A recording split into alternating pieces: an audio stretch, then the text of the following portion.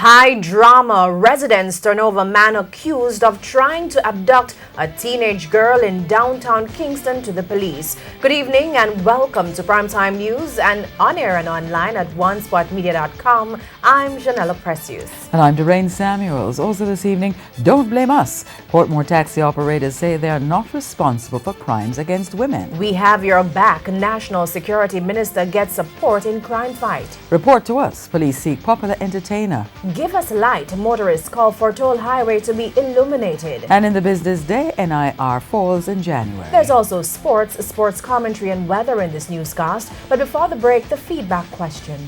How have reports of abduction and other crimes influenced the way in which you now use taxis?